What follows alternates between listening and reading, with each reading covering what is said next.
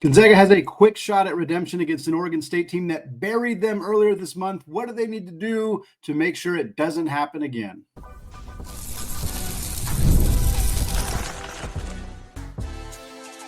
You are Locked On Zags, your daily podcast on the Gonzaga Bulldogs. Part of the Locked On Podcast Network, your team every day. What is going on, y'all? Happy Tuesday, and welcome into the Locked On Zags podcast, part of the Locked On Podcast Network, your team every day. I'm your host and longtime Gonzaga podcaster, Andy Patton, here to bring you news and updates on all things Zag athletics. Well, folks, Super Bowl 59 is here, and there is no better way to make every play more exciting than with FanDuel Sportsbook. New customers can bet $5, and if you win, you'll score $200 in bonus bets. So download the app or head to FanDuel.com to get started.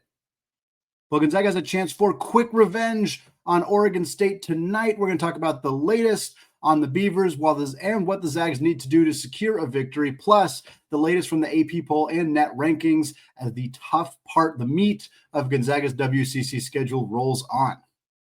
First up, though, the Zags hosting Wayne Tinkle and the Oregon State Beavers tonight, Tuesday, January 28th. The game is another late one, 8 p.m. Pacific time, both games against Oregon State this year with that 8 p.m. tip-off. This game will be on ESPN2, also featured on ESPN Plus as well. This will be Oregon State's first men's basketball game in Spokane at the Kennel. It'll be their first time playing in Spokane at all since 1990. We talked about this last time these two teams played. There had been a very long hiatus between Gonzaga and Oregon State, had never faced each other in the Mark Few era prior to Gonzaga's game against Oregon State a few weeks ago. The Zags, of course, now looking to even the series after that heartbreaking 97-89 loss at Gill Coliseum to Oregon State, the first of two consecutive losses by Mark Few's team. After starting the season 5-0 in conference play, they lose that tough overtime loss to Oregon State, turn around, give up 103 points to Santa Clara the next Saturday. Used all of last week to right the ship, turned around, dominated Portland, 43-point win on Saturday. Now, quick turnaround, just 2 days off before now taking on this Oregon State team.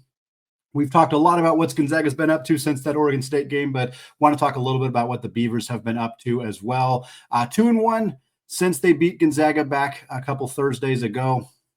They lost their next game after that win over Gonzaga. They lost 81-70 on the road to Chris Gerlison and the Dons of San Francisco. They then played two home games, beat Pepperdine 83-63 at home, and then beat Santa Clara 83-69 also at home. Gives the Beavers a 16-6 overall record on the season, including 6-3 in conference play. They are tied with Santa Clara, half game behind the Zags and the Dons, who are both 2 games behind St. Mary's. So it's St. Mary's, 2 games ahead of Gonzaga and San Francisco, who are each a half game ahead of Oregon State and Santa Clara, all pretty bundled up there with St. Mary's holding on to that 2-game lead. Big storyline for Oregon State this year. They've been great at home. They have not been nearly as great on the road. In fact, in true road games this year, Oregon State just 1-4, and that includes a blowout loss to North Texas. North Texas is not bad, but you don't want to be getting blown out by North Texas, even on the road. That's not a good loss for Oregon State this year. They also got blown out by LMU, an even worse loss. Went down to play LMU at their home court and lost by 21 in that game. They also lost at Santa Clara. They split that series with the Broncos. Only a 1-point loss there. Not a terrible loss, but still another road loss for them. And then their most recent loss being that game to San Francisco, an 11-point loss there. So this is a team that's really struggled on the road. In fact, their only road win is against Pacific. Now, it was a blowout, 91-55, coming off of Pacific's incredible win over Washington State. So blasting a team like that who had some momentum is certainly not nothing, but at the end of the day, you've played 5 road games. You've only won one of them, and it was against a team that's not inside the top 300 at KenPom. So this is a team that really struggles when they're not at Gill Coliseum. So that is definitely a significant factor for this game coming into playing at the Kennel for the first time ever for this Oregon State team, at least the first time in the Mark Few era. The first time ever. They never played at the Kennel. It didn't exist in 1990, the last time Oregon State played a road game against the Zags. So this is a new place, a new environment, a new atmosphere, and again, a continued area of concern for Oregon State this year. Mikey Rataj continues to play excellent basketball for the Beavers. He was a huge problem against Gonzaga, had 29 points, which was his season high. It is no longer his season high as he went out and dropped 30 against Santa Clara on Saturday. He's now averaging exactly 18 points and 8 rebounds per game, along with 2.4 assists and 1.9 steals. Very efficient as a 2-point scorer, about 53.7%, and as efficient as a 3-point shooter, 40.6% there. So he's a knockdown 3-point shooter at 6'9". He is an efficient low post scorer on those 2-point attempts. He's a great free throw shooter. He's a good defensive player, getting a lot of rebounds, lots of steals. He is a very, very good player. I maintain that he is a strong candidate to win the WCC Player of the Year award. Graham Ike, obviously, in that conversation with the way he's been playing as of late. Ryan Nembhard, despite not scoring a lot, is going to be in that conversation. Malik Thomas at San Francisco, absolutely in that conversation. St. Mary's has been pretty balanced, so I'm not sure how many players they'll actually have in that mix. Paulus Morauskas, the transfer from Arizona, should be in the mix. I'm sure Augustus Marcelonis, who won the award last year, will be in the mix as well. But absolutely keep an eye on Mikey Rataj as the potential winner of that WCC Player of the Year award, the way he's been playing. Oregon State continues to be a very efficient offensive team. Over their last 8 games, they're shooting just under 53% from the field. In the last 2 games, they've shot over 57% from the field. They are just lighting it up offensively. They were 21 of 22 from the free throw line against Santa Clara.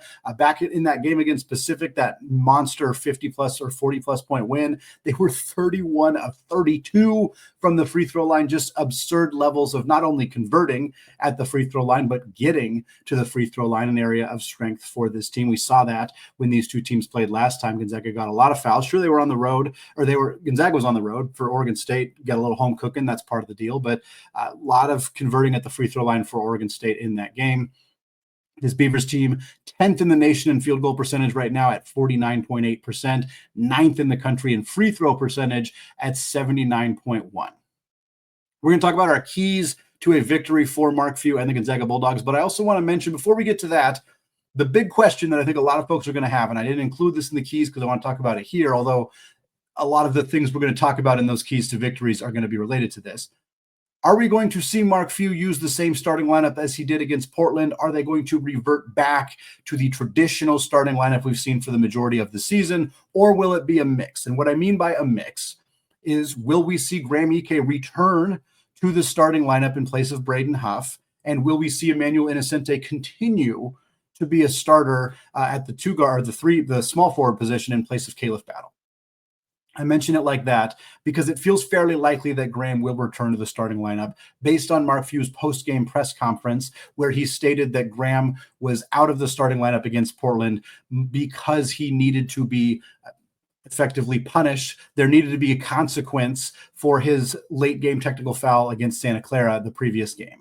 And so Mark Few said, yeah, Graham apologized for that. He felt terrible about it. He knows he cost the team, but there needed to be a consequence for that. So this was what we did in that space. That to me speaks likely to it being a one game, I was going to say suspension. It's not a suspension, a 1-game benching for not being in the starting lineup. And again, Graham and Braden played very similar amount of minutes in that game. They probably would have been even more similar had they not gotten Ismaila Diani 5 minutes at the end of the game because they were up by 40. So it feels likely that Graham will return to the starting lineup in place of Braden. But I'm curious whether Innocenti will continue to start or not. Because Mark Few mentioned that he put Emmanuel in the starting lineup because he's one of their best defensive players, and they were struggling at defense. That's effectively what he said. We know Mark Few likes to reward players who are high-energy guys, who work hard in practice. We have seen, from everything we have seen from Innocenti, that seems to be the type of player that he is. I think this was also a statement being sent to Caleb Battle, who had played very poorly against Oregon State and even more poorly against Santa Clara, got benched in the second half of that game. Again, Few didn't specifically talk about that. He wouldn't have even if he'd been pressed on it. But I do think that there was very much a message being delivered to Caleb Battle. Whether that message was received or not is kind of something we don't really know. Battle didn't take any shots in that game against Portland. He didn't look like he wasn't trying. He didn't look mopey, anything that I could see from my seats at that game. But definitely something to monitor because Innocenti is a better defender. He is a high-energy guy. And Gonzaga's gotten off to slow starts this year, and having a high-energy guy who plays good defense, a player who only played 2 minutes against Oregon State last time out. He gives Oregon State a new look, something they're not familiar with. They haven't had to play against, potentially gets Gonzaga off to a hotter start, continues to send that message to battle. There's a lot of reasons that this may be something that ends up happening in this game. I wouldn't be surprised if it doesn't. Certainly, I could see Gonzaga feeling like battle is ready to re-enter the starting lineup. I do think regardless, Innocenti's probably earned more minutes after playing well in that game. But that's going to be the first, most notable thing we're looking for at the start of this game for Gonzaga against Oregon State. But the starting lineup is only one of a few things that we're going to have our eye on tonight against the Beavers. What are some other things that we want to see? And what are some keys for Gonzaga getting a victory at the Kennel? We're going to talk about that coming up in just a second. But first, folks, Super Bowl 59 is here. One game, two teams, endless possibilities. And there's no better way to make every play more exciting than with FanDuel Sportsbook. Whether it's predicting the first touchdown, calling the MVP, or even betting on the coin toss, FanDuel makes it easy to get in on the action. With live betting all game long, you can adjust your bets as the game unfolds and feel the thrill from kickoff to the final whistle. The live betting feature lets you stay involved no matter what happens on the field, and the app, it's super easy to navigate. Plus, knowing you can place a $5 bet and potentially win $200 in bonus bets for the Super Bowl, that is icing on the cake. Before we get to the Super Bowl, though, Gonzaga favored 13.5 points against Oregon State tonight. We know this team struggles on the road, but I feel like people might be a little concerned about that line. I'll tell you this, the over-under is at 154.5. I'm hitting the over on that unquestionably. That is an easy bet for me. If you agree, download the app or head to FanDuel.com to get started. Again, bet $5. If you win, you get $200 in bonus bets. That's FanDuel.com. Bet with FanDuel, an official partner of Super Bowl 59. All right, folks, segment 2, still Andy Patton, still Locked On Zags podcast, and we are still getting you ready for tonight's late night game against the Oregon State Beavers at the McCarthy Athletic Center. We talked about what Oregon State's been up to their last 3 games since Gonzaga played them at the Gill Coliseum a few weeks ago. We also talked about the potential starting lineup change for Gonzaga, whether we think that's going to be something we see again tonight. Now, I want to focus on, here are my 5 keys to a victory for Gonzaga in this game against Wayne Tinkle and the Beavers. Key number 1, you got to stop Mikey Rataj. He's the best player on the floor, or at least the best player for Oregon State, unquestionably. He is a player who's single-handedly capable of beating Gonzaga. He basically did that last time out by hitting a couple key shots in overtime of that game. He's a front runner, at least in the conversation, to be the WCC Player of the Year. As we said, he reset his career high by dropping 30 against Santa Clara on Saturday. He's averaging 18 and 8. He also averages 2.5 assists and 2 steals per game. Very efficient scorer. Against Gonzaga last time out, he had 29 points. He also had 7 boards, 2 assists, a steal, and a block. He played 38 minutes in that overtime game. He was 7 of 12 on 2-point attempts. He was 2 of 3 from the 3-point line, and he was 9 of 10 from the free throw line. And he's just a matchup problem for the Zags. Because of his height, because of his size, Gonzaga often threw Graham Ike on him. Graham is a decent low post defender, a better interior defender than I think he gets credit for, but Graham struggles away from the rim. He struggles to defend in space.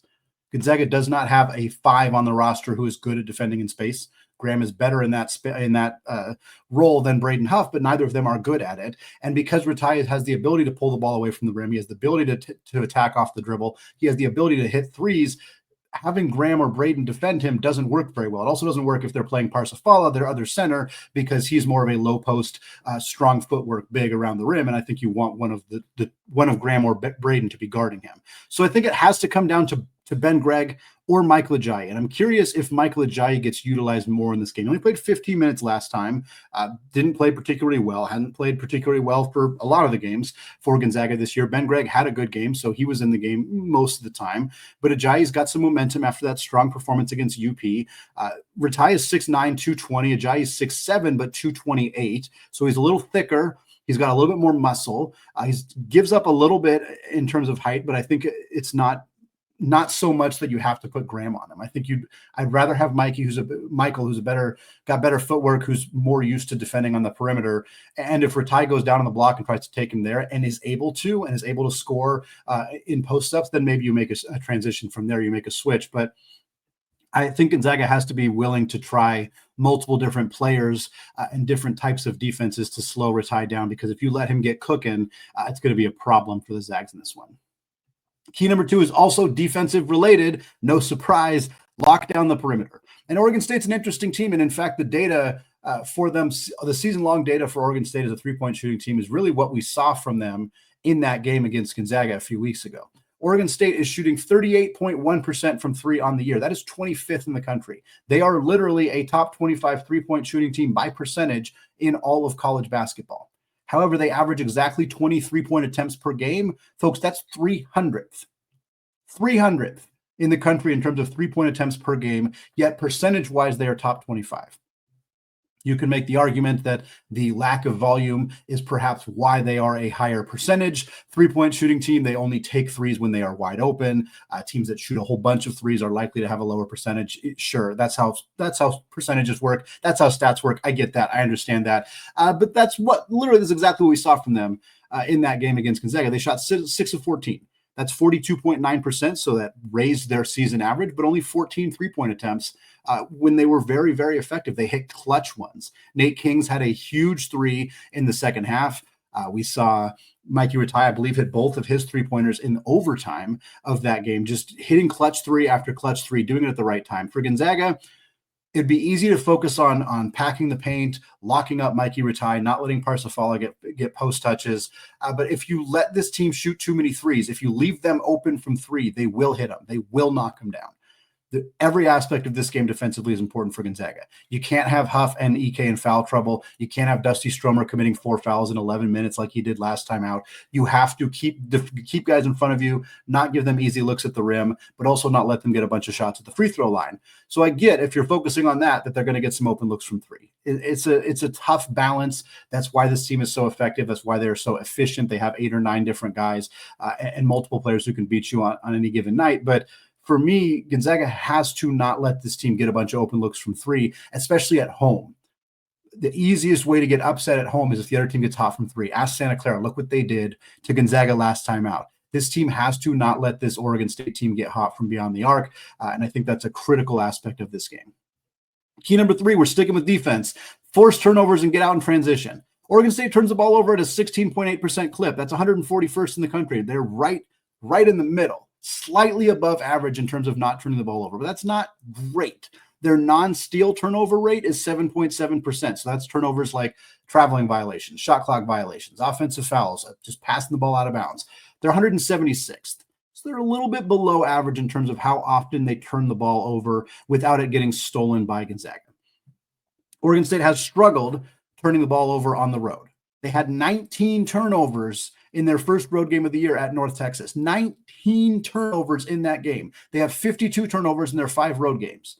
So over 10 turnovers per game in those road games. Again, obviously, a huge chunk of those came in that North Texas game. They've been a little better at taking care of the ball in their other road games, but those have been predominantly not great opponents. I think they had 10 turnovers against San Francisco, but they only had like 6 or 7 in the Pacific game, which kind of dilutes the numbers a little bit. Regardless, this team turns the ball over a fair amount. They're have turned the ball over a fair amount in road games this year. And for Gonzaga, they're at home.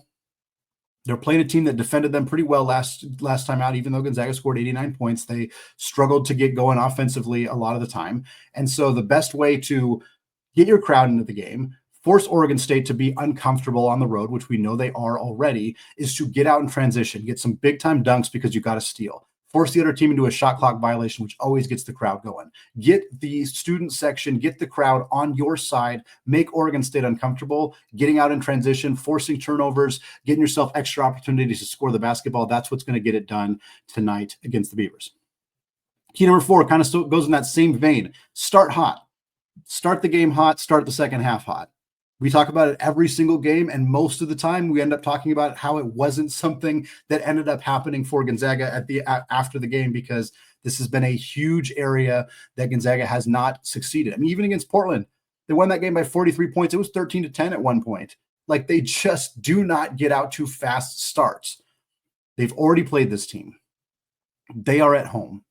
This is the perfect game to get out to a quick start, to get the crowd in a frenzy early, to force Wayne Tinkle to take an early timeout, and to just put this team on their heels right away. and then do it again to start the second half. Make whatever adjustments you need to make and come out ready to take this team down and step on their throat in the second half. Gonzaga has really struggled to do that this year.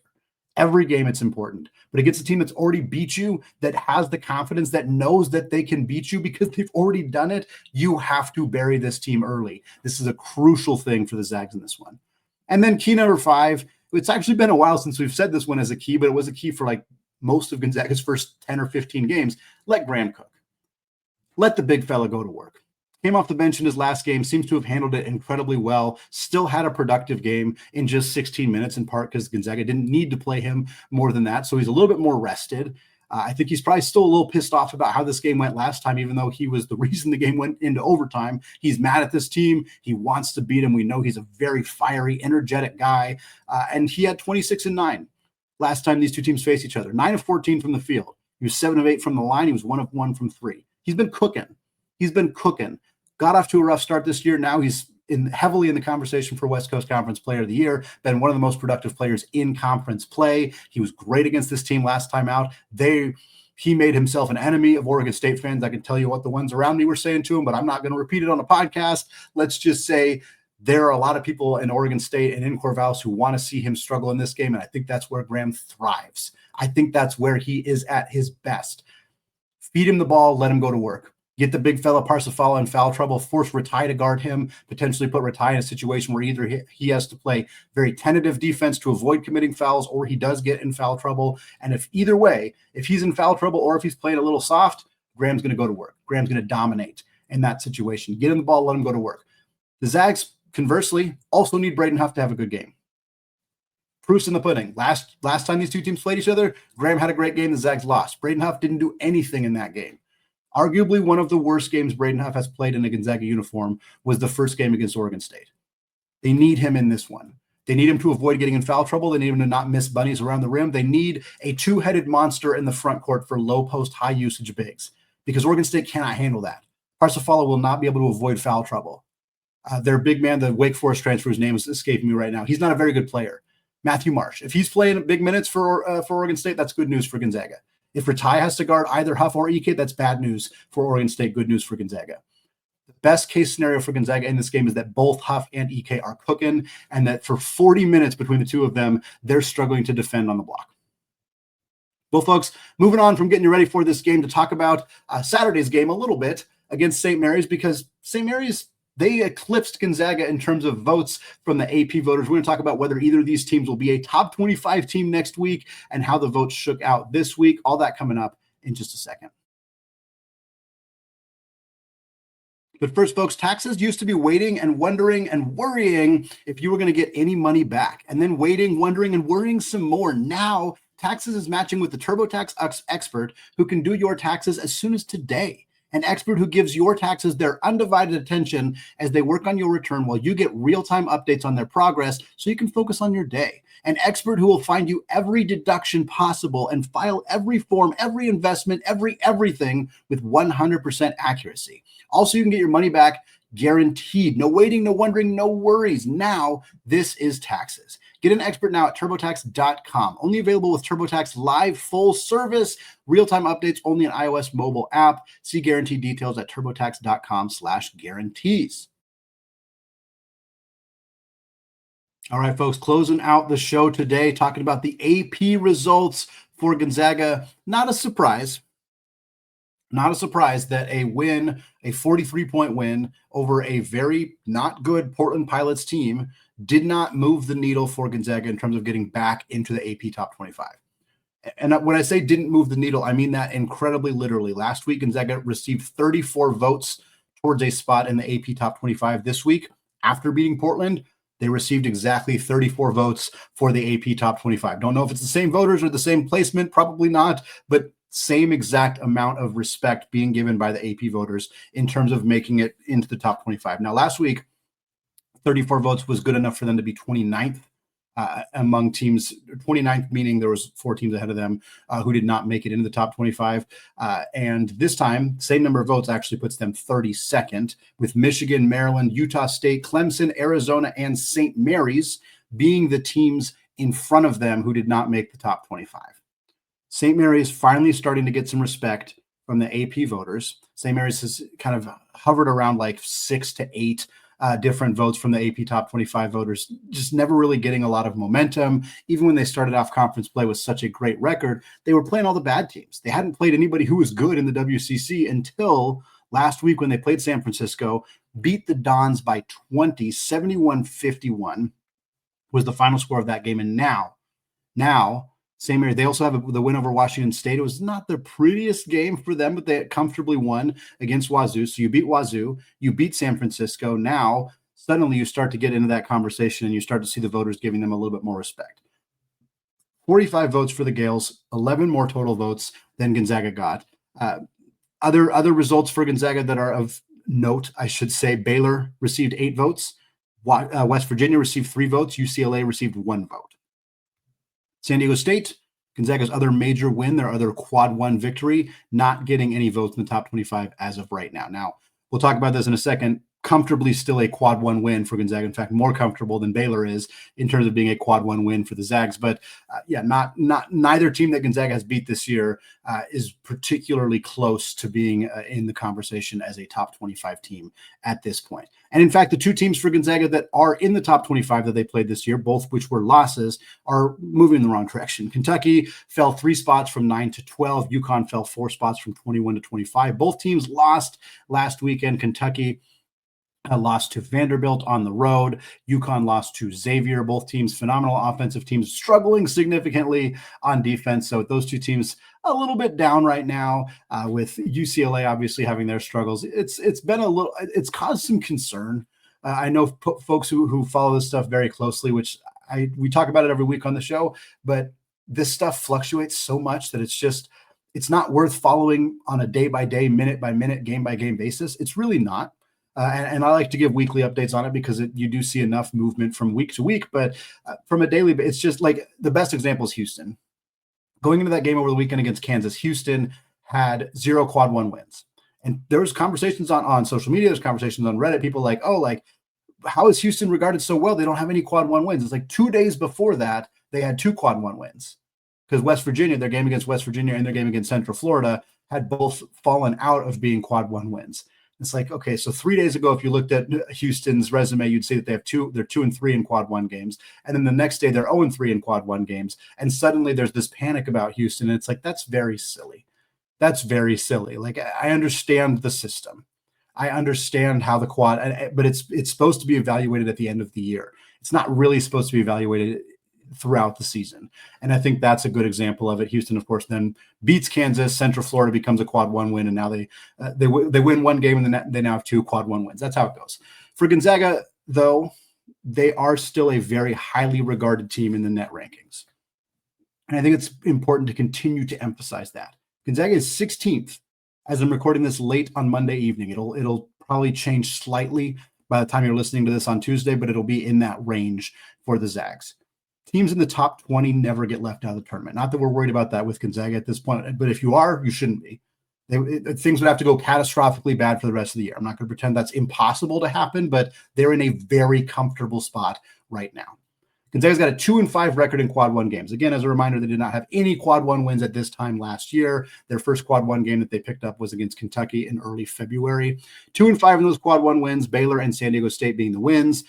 West Virginia, Kentucky, UConn, UCLA, and Oregon State being the losses. They're 2-1 in quad 2 games, Arizona State, Indiana being the win, Santa Clara being the loss, and then they're 11-0 in quad 3 and quad 4 combined. In terms of what could change, Baylor has been hovering right around 30. If they drop below 30 in the net rankings, that win becomes a quad 2 win for Gonzaga. They're 28th as I'm recording this currently. They play BYU on Tuesday. A good opportunity for Baylor to pick up a win over the Cougars. I will all be rooting for Baylor in that game. It's easy to root against BYU. It's maybe not as fun to root for Baylor, but in this case, it's important to root for Baylor. So we hope Baylor wins that one, stays comfortably, or gets a little bit more comfortable inside the top 30. West Virginia's at 43. They need to stay top 50 to stay in the quad 1 for Gonzaga. We don't want that to drop because then that becomes another quad 2 loss. Washington State, 87th. If they can climb into the top 75, that quad 3 win for Gonzaga becomes a quad 2 win. We'd like to see that happen for them. Obviously not at the expense of Gonzaga, who they play in a couple of weeks. Those are the only ones that are really close to the edge right now. Again, things will change and fluctuate as the year goes on. But for the most part, Gonzaga's resume is fairly well established from a net perspective in terms of the games they've already played. But the Zags still have plenty of great opportunities remaining. 4 quad 1 games left. The 2 games against St. Mary's at St. Mary's, which comes up this Saturday, and then at home against St. Mary's, which is a few weeks later, and then at Santa Clara and at San Francisco. Those last 3 games are the final 3 regular season games for Gonzaga this year. All 3 of them currently quad 1 games. So the Zags, just like last year, when they won back-to-back games against San Francisco and St. Mary's to really boost that resume right before the WCC tournament, Zags have a similar opportunity this year as well. They got 3 quad 2 games, including tonight against Oregon State, also their home game against San Francisco, and then that road game against Washington State. And then they have 1 quad 3 game left against LMU, and then 3 quad 4 games. So again, 4 quad 1, 3 quad 2, 3 quad 4, 1 quad 3. It's not often. It's not often in late January, looking at the rest of Gonzaga's regular season schedule, not counting the WCC tournament, not counting the NCAA tournament, the majority of Gonzaga's remaining games are in quad 1 as compared to the other quads. That is impressive. And in fact, the majority of their games, 7 of their remaining games are all quad 1 or quad 2. 7 out of 11. That is fantastic stuff for Gonzaga this year. Really good to see the depth of the WCC putting Gonzaga in a position where, it causes them to lose more games and causes them to play more close games, which is never fun. But it's great to see Gonzaga in a position where they still have great opportunities to pick up marquee wins. When for a huge majority of the time Gonzaga has been in the WCC, that hasn't been an opportunity afforded to them at this level in the WCC. It's going to wrap it up for me today here in the Locked On Zags podcast, folks. Thank you so much for making this show your first listen or your first watch of the day. Have a fantastic time watching the game tonight. Looking forward to hopefully a similarly great offensive performance with a much improved defensive performance against Wayne Tinkle and the Beavers tonight. We'll have a show, of course, after the game and get you ready for the rest of the week, including that big-time matchup in Moraga against the Gales on Saturday. Thanks again, folks. Have a great day, and especially today on game day, go Zags.